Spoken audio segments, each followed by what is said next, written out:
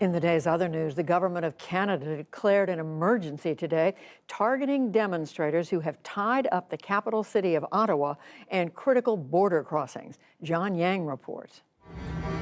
After weeks of disruption across Canada, Prime Minister Justin Trudeau invoked emergency powers for the first time in peacetime today in a bid to halt anti-vaccine protests, including giving the government the authority to prohibit public assembly and some travel. The federal government has invoked the Emergencies Act to supplement provincial and territorial capacity to address the blockades and occupations.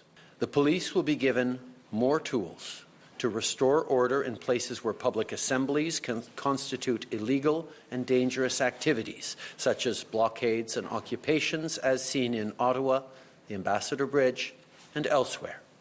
The move comes the day after police cleared the Ambassador Bridge between Detroit and Windsor, Ontario, towing vehicles and arresting dozens to reopen the crucial link in cross-border commerce for the auto industry. But from Ottawa to British Columbia, truckers and others still block crossings at major trade routes and close businesses in city centers. The government's been misstepping this entire time. They've been enforcing tyrannical measures on people.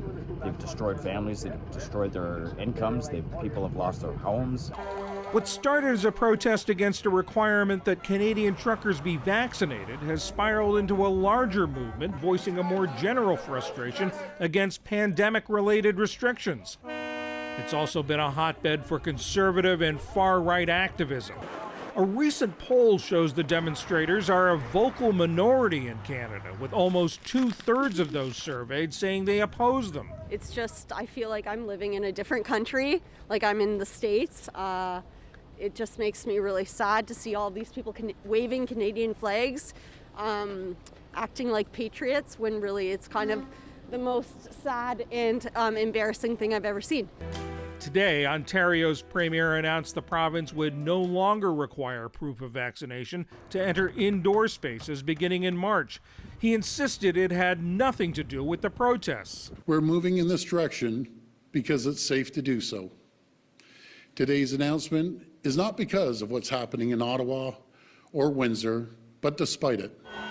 But the demonstrators' persistence has moved Trudeau to call on sweeping, rarely used powers, which some say could further inflame anti-government sentiments. For the PBS NewsHour, I'm John Yang.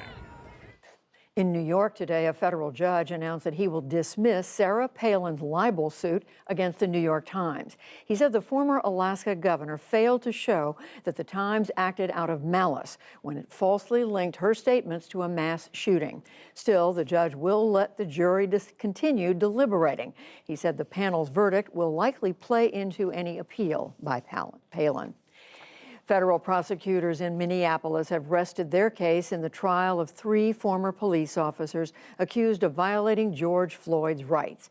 The government argued the men did nothing to prevent Floyd's murder by a 4th officer in May of 2020.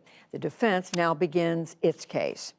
The federal hate crimes trial of 3 white men for killing Ahmaud Arbery got underway with opening statements today in Georgia.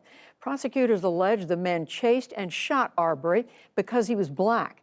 The defense argued they focused on potential theft, not race. The defendants were already convicted of state murder charges and sentenced to life in prison. A legal ruling dominated the Winter Olympics today. A sports arbitration body cleared Russian figure skater Kamila Valieva to go on competing while her doping case proceeds. The 15-year-old tested positive for a banned drug last December. Today, the president of the World Anti-Doping Agency voiced outrage that no one is being punished.